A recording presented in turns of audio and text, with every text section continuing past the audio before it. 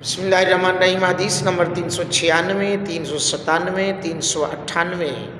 مغرب کے بعد 2 رکعت سنت ادا کرنا اور ان میں کیا حضور پڑھا کرتے تھے، اس حوالے سے آئیے یہ حدیث سماعت فرمائیے۔ حضرت عبداللہ ابن مسعود رضی اللہ تعالیٰ عنہ اس حدیث کے راوی ہیں۔ عن عبداللہ بن مسعود انہ قال ما احصی ما سمعت من رسول اللہ صلی اللہ علیہ وآلہ وآلہ وسلم یقرأ فی رکعتین بعد المغرب وفی رکعتین قبل صلاة الفجر بقل یا ایھا الکافرون وقل ھو اللہ احد۔ حضرت عبداللہ ابن مسعود رضی اللہ تعالیٰ عنہ فرماتے ہیں کہ میں اس کا شمار نہیں کر سکتا کہ میں نے کتنی مرتبہ نبی پاک صلی اللہ علیہ وآلہ وسلم کو مغرب کے بعد والی 2 رکعت میں اور فجر سے پہلے والی 2 رکعت میں سورۃ الکافرون اور سورۃ الاخلاص پڑھتے ہوئے دیکھا ہو۔ یعنی آپ نے فرمایا کہ میں شمار نہیں کر سکتا، اتنی بار حضور نے ایسے پڑھا۔ آگے حدیث نمبر 397، دونوں رکعتیں مغرب کی گھر میں ادا کرنا، اس کے بارے میں کیا حکم ہے؟ اللہ اکبر۔ حضرت ابن عمر رضی اللہ تعالیٰ عنہ اس حدیث کے راوی ہیں۔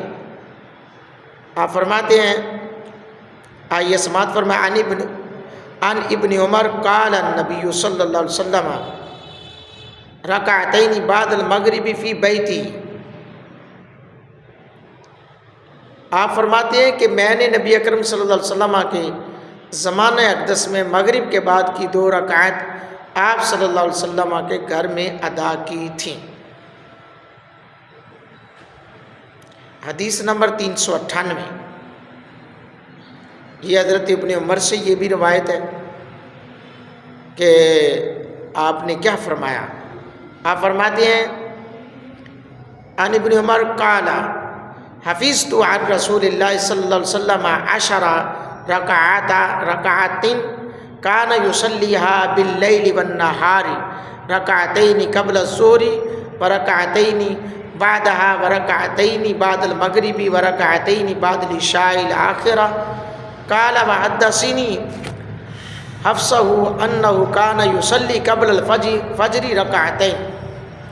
حضرت ابن عمر رضی اللہ تعالیٰ عنہ بیان کرتے، نبی اکرم صلی اللہ علیہ وسلم کے حوالے سے مجھے 10 رکعت یاد ہے جنہیں آپ دن اور رات میں ادا کیا کرتے تھے۔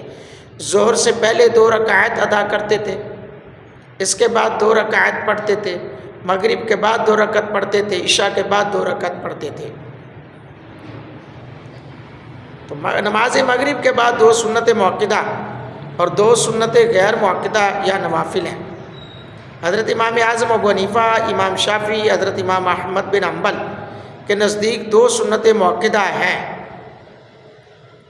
حضرت امام مالک کا موقف ہے کہ نماز مغرب کے بعد 6 رکعت ہیں اور یہ سب مستحب ہیں۔ فرائض اور واجبات کا مسجد میں پڑھنا افضل ہے، جبکہ سنن اور نوافل کا گھر میں پڑھنا افضل ہے۔ گھر میں نماز ادا کرنے میں یہ حکمت ہے کہ گھر میں برکت ہوتی ہے اور اہل خانہ کو بھی نماز پڑھنے کا پیغام ملتا ہے۔ اس کا یہ مطلب ہرگز نہیں ہے کہ سنن اور نوافل مسجد میں نہیں پڑھے جا سکتے، پڑھنے چاہیے، پڑھے جا سکتے ہیں، ہو جاتے ہیں۔ اس کا یہ مقصد نہیں ہے کہ بندہ گھر میں ہی پڑھے، لازمی کر لے، نہیں۔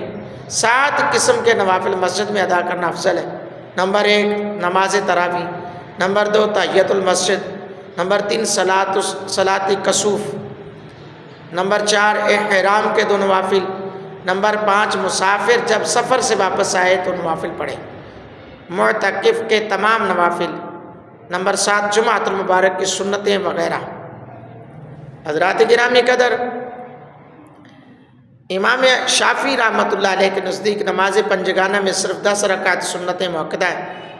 حضرت عبداللہ ابن عمر رضی اللہ تعالیٰ عنہ کا بیان ہے کہ حضور علیہ السلام نے شب و روز کی پنجگانہ نمازوں میں 10 رکعتیں عطا فرماتے تھے۔ نماز ظہر سے قبل 2 رکعتیں اور 2 اس کے بعد نماز مغرب کے بعد 2 رکعت نماز عشاء کے بعد اور 2 رکعت نماز فجر سے پہلے۔ حضرت امام اعظم ابو حنیفہ رحمۃ اللہ علیہ کے نزدیک شب و روز کی سنتیں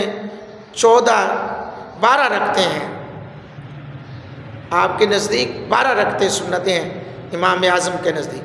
نماز ظہر سے پہلے 4 رکعتیں، آپ نے 12 رکعت والی روایت سے استدلال کیا ہے جو کہ پہلے پیچھے ذکر ہو چکی ہیں اور بیان کر دی چکی ہیں۔ اللہ رب العالمین ہم تمام مسلمانوں کو نیک اعمال کی توفیق عطا فرمائے، آمین۔